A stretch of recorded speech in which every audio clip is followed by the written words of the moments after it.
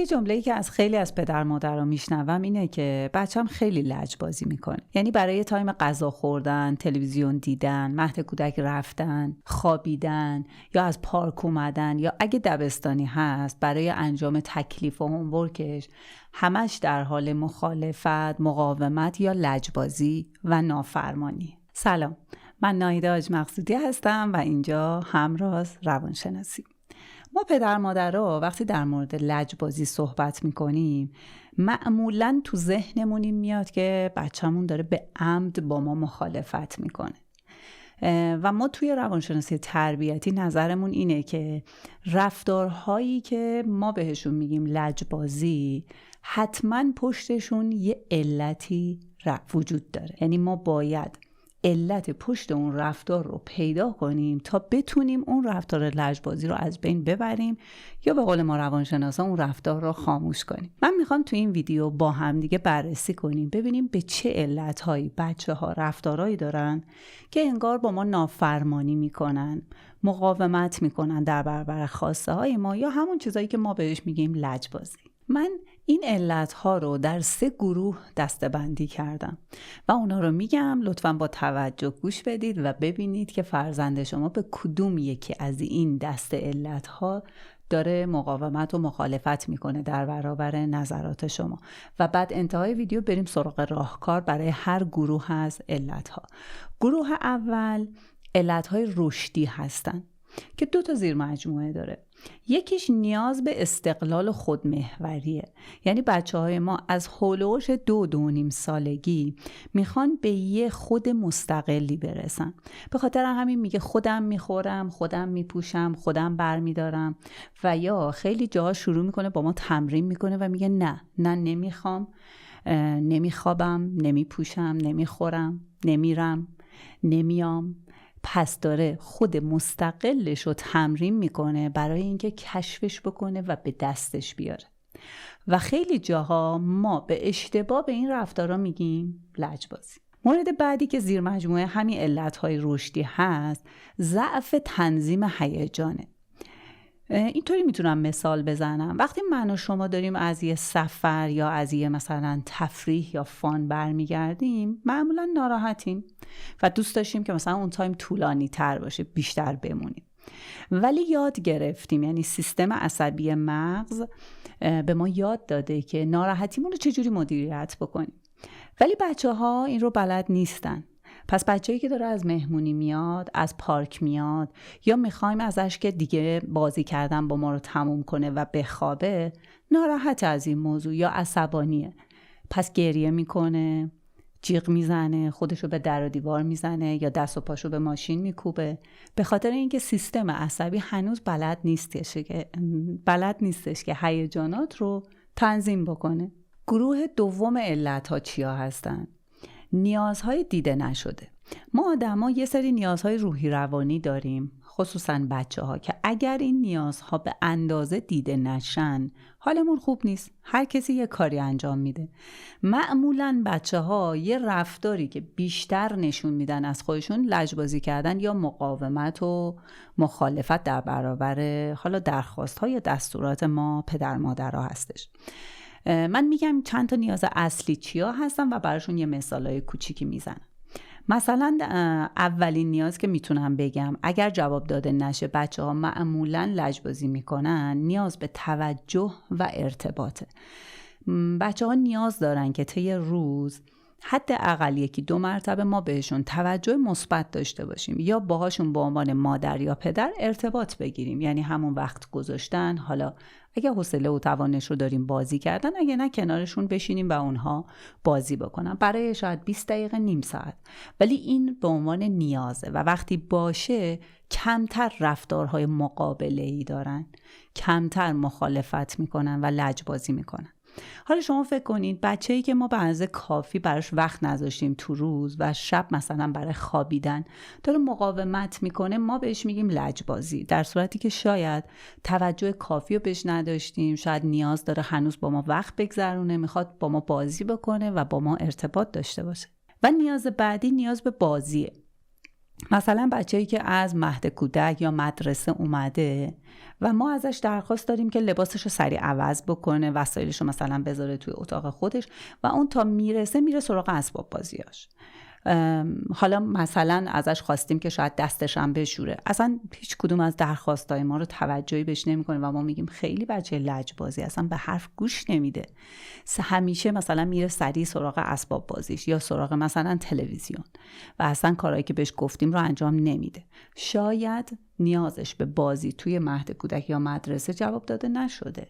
مثلا توی مدرسه ازش خواستن که 4-5 ساعت فقط بشینه و گوش بده، تایم کمی تحرک داشته و اون الان میخواد تحرک داشته باشه، بدوه، رو مبل راه بره، بازی بکنه، حرف بزنه. پس یه رفتار خیلی نرمالی با توجه به بازه سنیش داره و ما بهش میگیم لجبازی. مورد بعدی نیاز به محدودیت‌های به اندازه هست. خیلی نیاز هستش که ما به بچه هامون به اندازه و به موقع نبگیم و بعضی از خواسته هاشون رو انجام ندیم. این یکی از نیازها هستش، یعنی اینکه همیشه من بله باشم و وقتی میگی اون رو بلافاصله انجام بدم، این حتما در آینده آسیب میزنه به بچه ما. خب بچه‌ای که از ما نشنیده الان یه رفتارایی داره که ما بهش میگیم لجبازی. یکی دیگه از نیازها نیاز به درک شدنه. تو این قسمت درک شدن بیشتر میتونم احساسات رو بگم. مثلا زمانی که ما همدلی کردن رو به عنوان مادر یا پدر خیلی بلد نیستیم. مثلا بلد نیستیم به بچه‌مون بگیم که میفهمم ماما الان ناراحتی و دوست داشتی مثلا پیش دوستت بیشتر بمونی.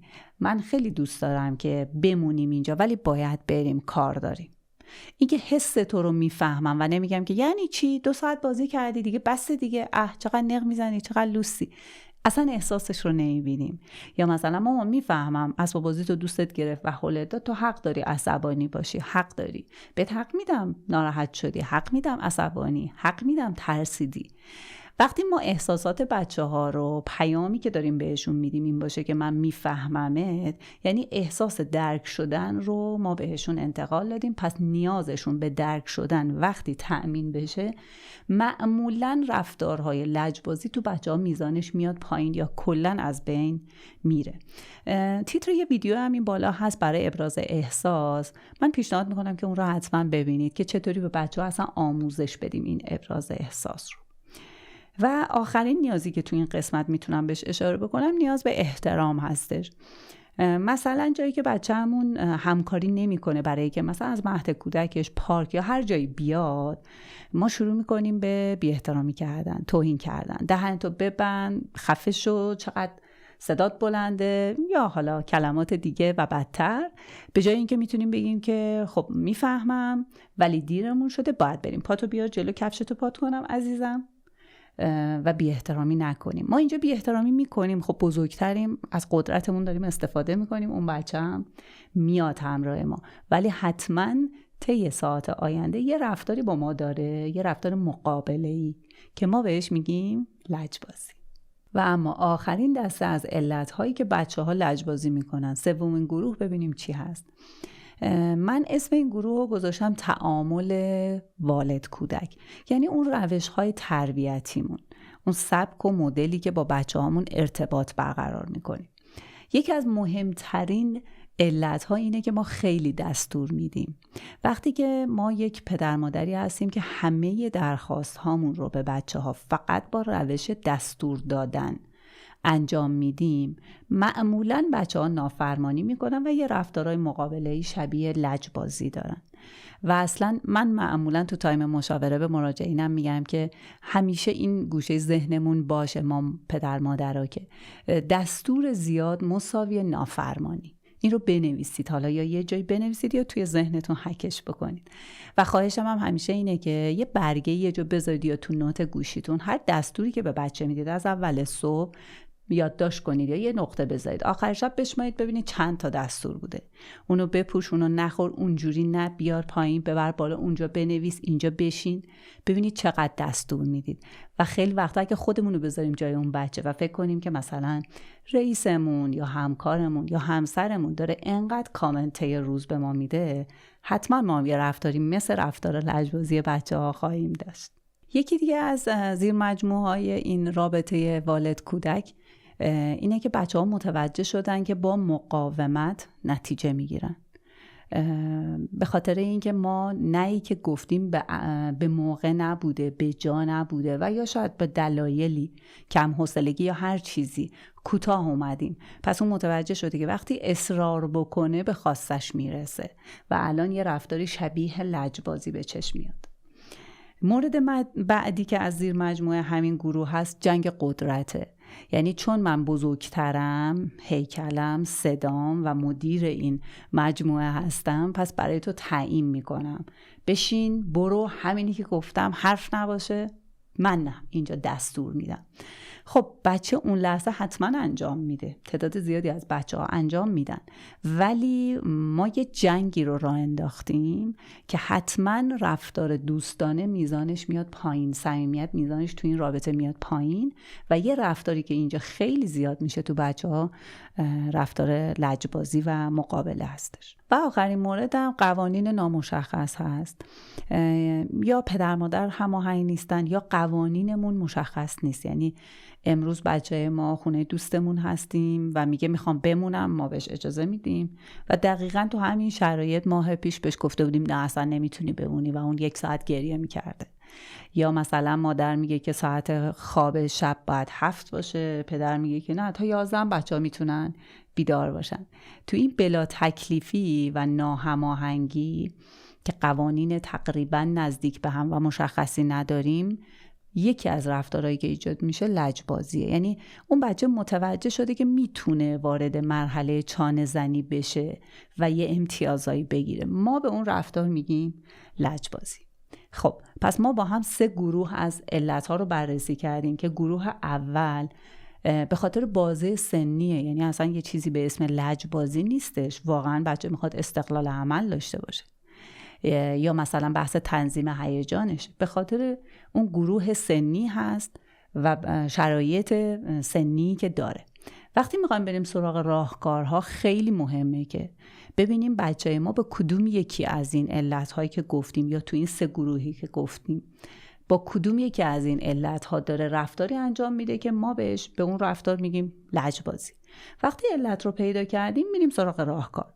اگر جزو گروه‌های اول هست، یعنی بحث رشدیه و بحث بازه سنیه که خیلی طبیعیه رفتارش، نیاز هست من بهش استقلال عمل بدم، نیاز هست من صبورتر باشم، اون من مستقلش رو اجازه بدم مثلا شکل بگیره و خوشحال باشم بابت اینکه داره نه میگه به من، یه سری از دستورا رو اصلا انجام نمیده، یه کارایی همونجور که خودش دوست داره انجام میده. اینا واقعا حتی جای خوشحالی داره توی مهارت‌هایی که بچه ما داره کسب میکنه. در مورد تنظیم هیجان هم که عرض کردم واقعا باید صبوری کرد تا اینکه اون سیستم مغزی و سیستم عصبی شکل بگیره و بچه‌های ما دستور متفاوتی رو مغز بهشون بده، مهارت‌هایی هم کسب بکنن.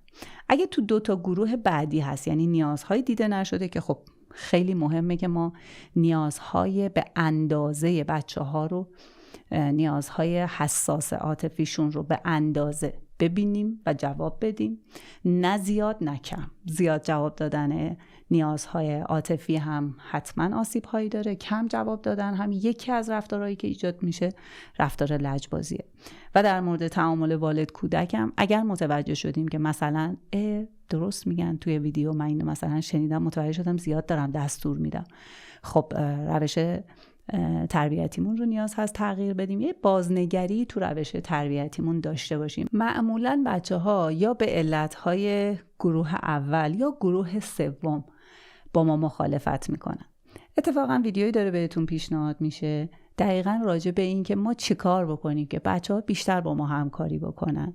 یعنی اگه نیاز هست جای دستوری رو بدیم بچه‌ها حتما به حرف ما گوش بدن و یا اینکه وارد مرحله یا فاز لجبازی یا مقابله و مخالفت با ما نشن، بیشتر با ما همکاری بکنن. از اینکه ویدیو رو با من همراه بودید متشکرم. خدا نگهدار.